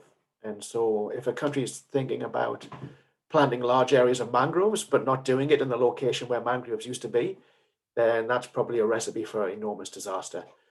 So it's important to think about, where mangroves would want to be. And a lot of that relates to elevation relative to tides. That's your key determinant, and then maybe salinity after that. Sometimes you can just come in and plant, Rhizophora propagules. If you're at the right elevation, they come in pretty well. In more challenging environments, those kind of direct plantings of seeds only have limited success. And you're better to grow propagules to the age of maybe a few months or even a couple of years, and then planting like that. And so that greatly increases your success. And so if you have the capacity and the experience to develop a nursery, then that's going to take you a long way. But there are some times when, it's actually seed limitation, which is the main problem. Just getting out there and sticking them in the ground at the right elevation can do a lot of progress. Great, thank you for that. Dorothy, a question over to you. Now that many countries are recognizing blue carbon in their NDCs, what are some of the future opportunities for blue carbon to support international agreements? Not sure I understand the question. Well, okay, so we've got it in the NDCs, but where else can blue carbon sort of promote the goals of these international agreements? Okay. I guess especially as we're entering, or we've just started into the decade of ecosystem restoration and things like that. And we know there are other big conservation agreements out there. Got it. Sorry, maybe I should have had one more cup of coffee before the meeting. No, I think, I mean, I think it's not sort of new opportunities, but I think it's more the synergistic elements between international action. I think that's a bit more the important one. You know, we have the UNFCCC, we have a CBD that's in full negotiation for the post-2020 framework. Elements like marine protected areas, marine spatial planning, these are all very important topics for coastal ecosystem, although they don't have the label or the word blue carbon in it. I think getting those right is extremely important for coastal ecosystem.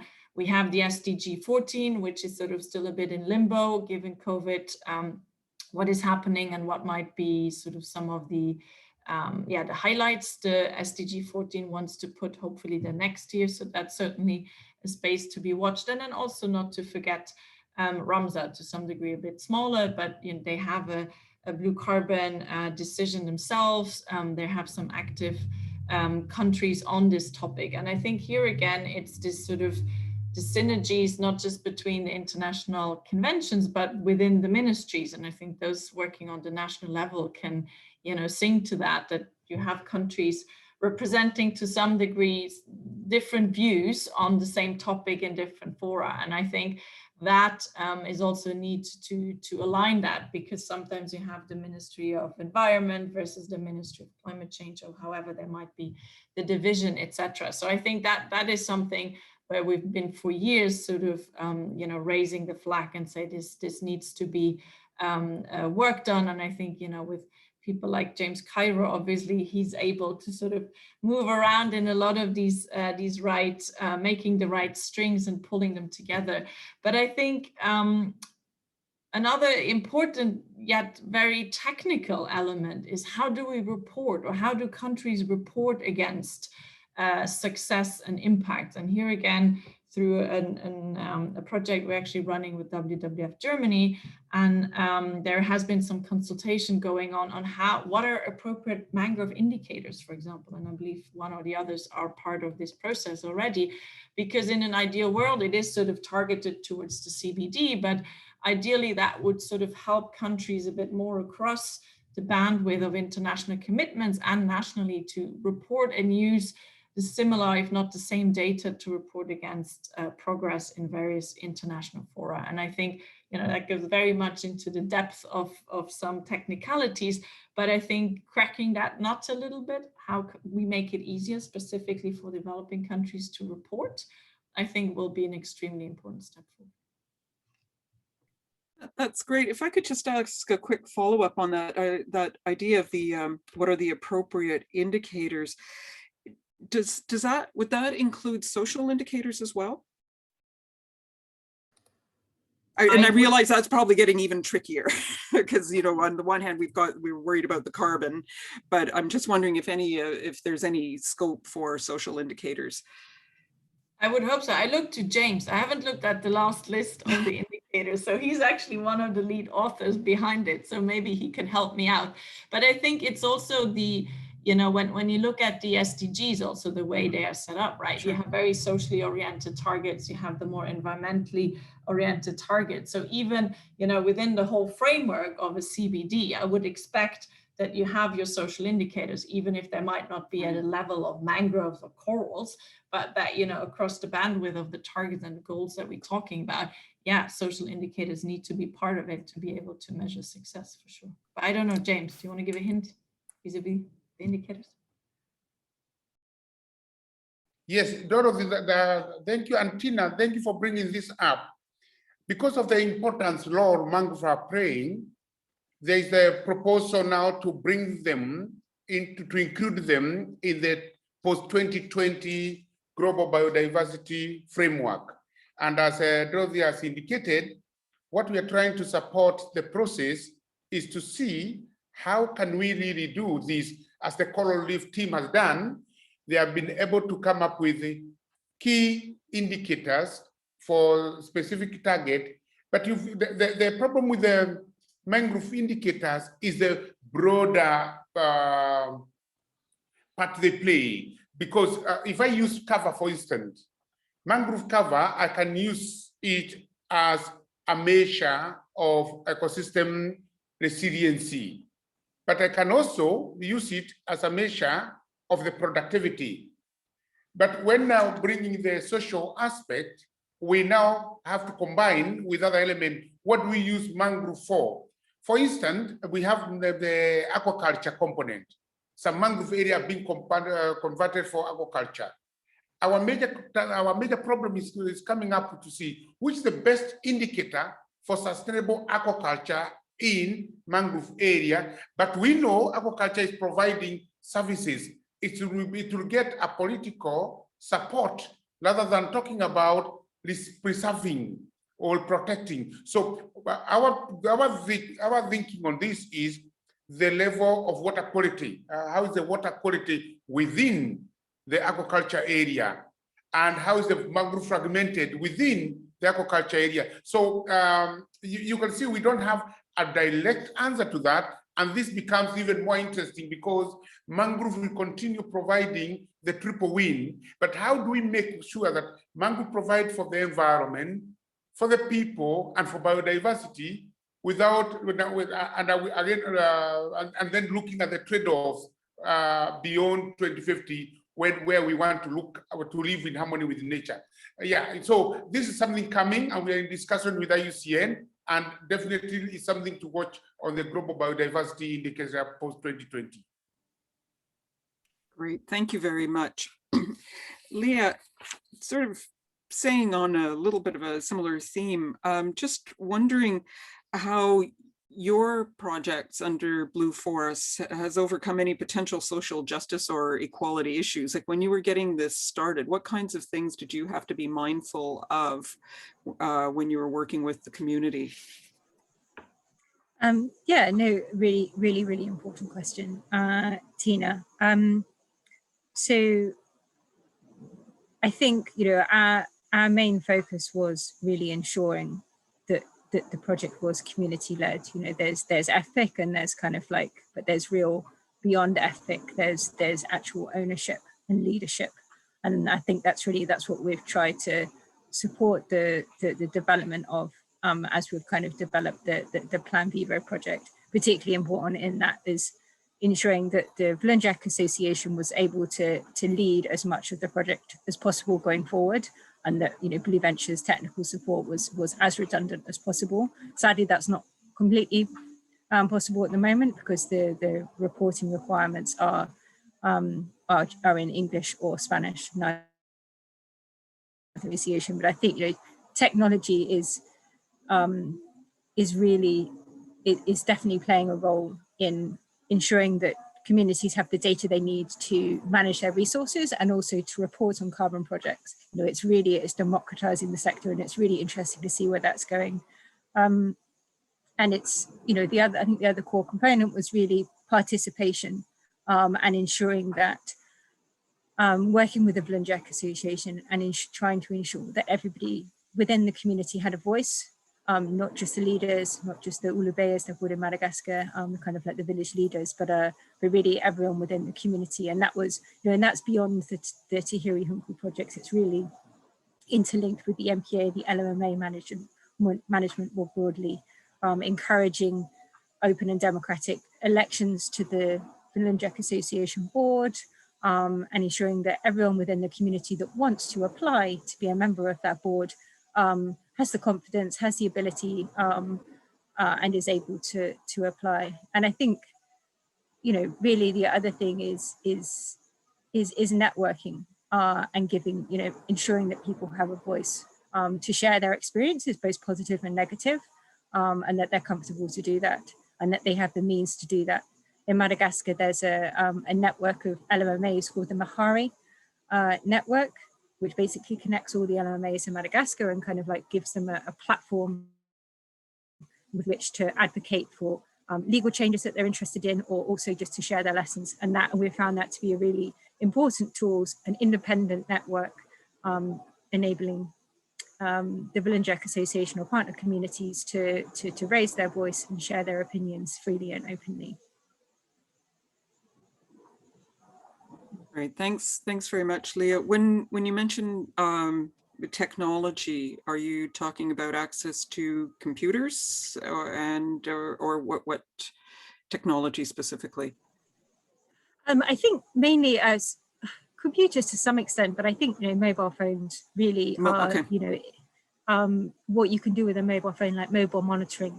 It's how the Bloomberg Association now monitor their fisheries, and how they also monitor the carbon aspects of the project. It's transparent. It's relatively easy. It's quick. Sorry, I think you might have lost me then. But just a second. yeah. It's, you know, it's transparent. It's the technology is available, but it just, you know, it just needs to be. We need to make sure that it's in the hands of the people that need it, basically. So. Great, that's great. Thanks very much, Leah. Sort of picking up on the technology theme then, Steve, you do a lot of work with communities as well. Apart from going out there and doing the coring, what are you using any kind of monitoring, like say that's using mobile phones, app-based monitoring of them, like so when you're not there, is the community continuing to do some monitoring that you then can help analyze?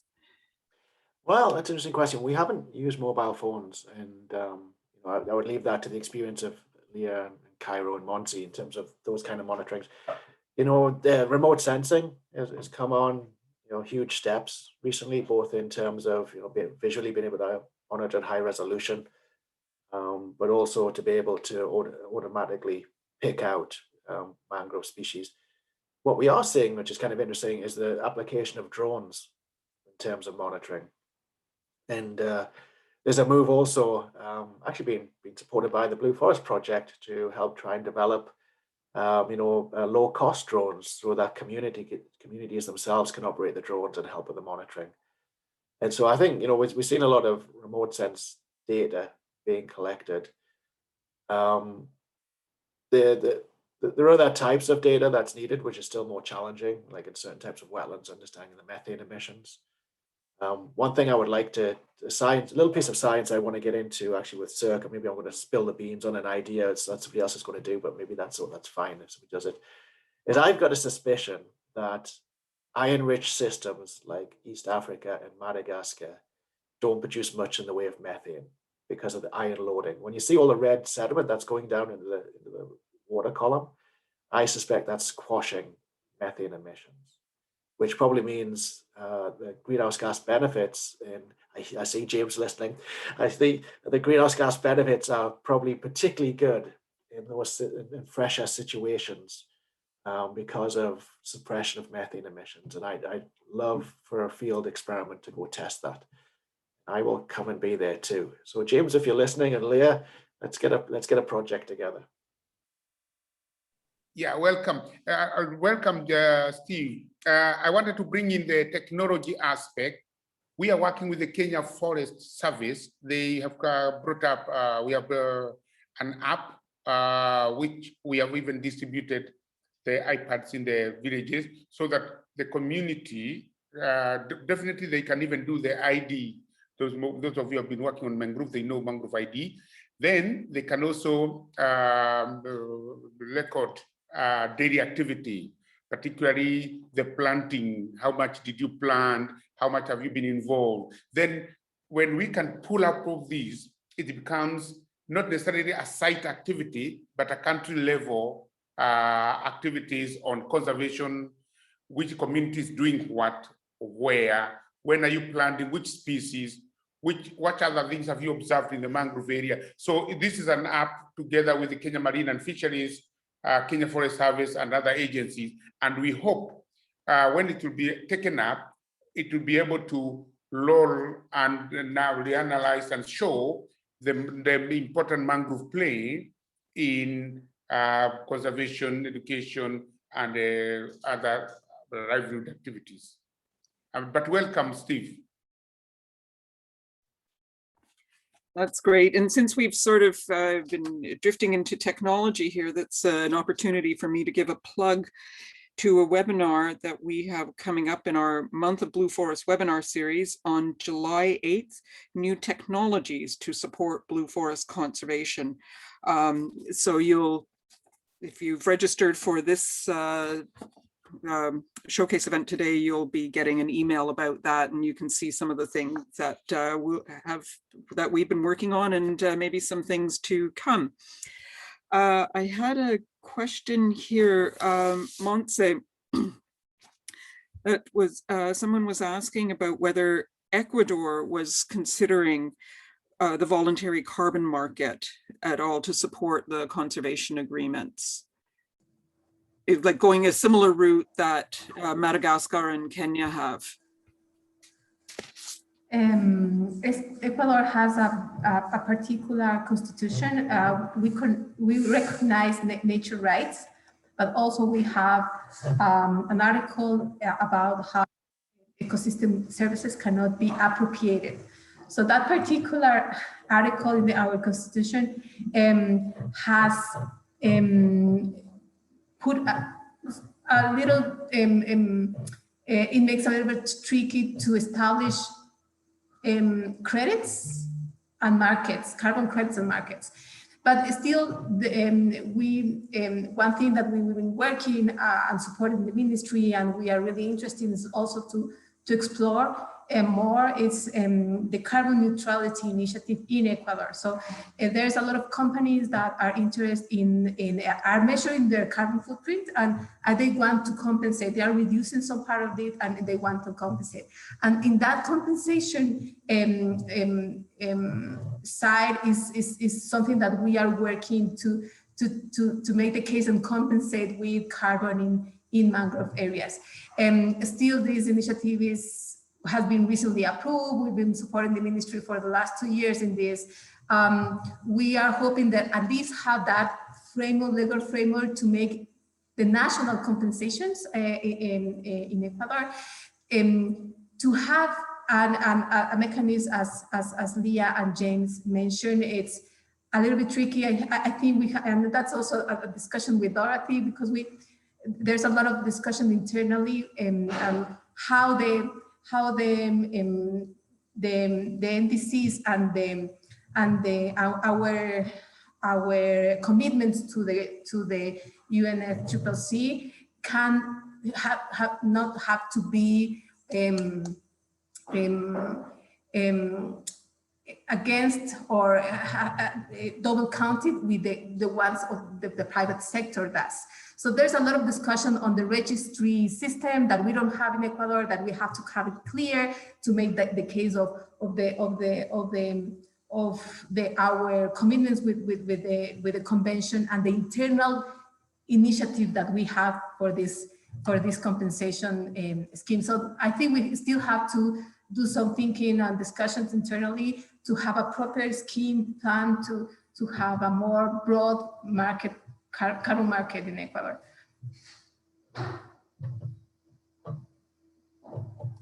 Thank you very much, Montse. I think we've had a great session here. We've heard about the science, we've heard the policy, we've heard what's going on the ground within the communities. So I would like to thank all of our panelists for this excellent session. And then when I was giving the little pitch for the technologies, I just realized I should also let you know that anybody that's interested, we're doing a deeper dive into the social justice aspect of Blue Forest. Well, on policy on June 17th, which by my calendar is tomorrow. You can hear more on the policy. The social justice is on June 24th. More on science on July 1st, and the technologies on July 8th, and oceanic blue carbon on July 15th. And I believe a link has been put into the chat box. And again, you'll be getting a notification via email. So thanks again to everybody for joining us for this. And for this morning or afternoon or evening, depending on where you are. And thank you so much for staying with us. We're going to be taking a break now for 30 minutes. Before starting the next Zoom session, Ben Schilk of the Ocean Foundation will be giving the final presentation for today on coastal ecosystem restoration in the Caribbean. I believe the link for that session has also been put into the chat as well. You should have it via email if you've registered for the event. So we'll see you again shortly in 30 minutes in a new window. This one will be closing down. And again, thank you to everybody. It has been so wonderful working with you over these last few years. And I'm just sorry we can't all be together in person so we could really celebrate your great accomplishments in the Blue Forest projects. Thanks, everybody.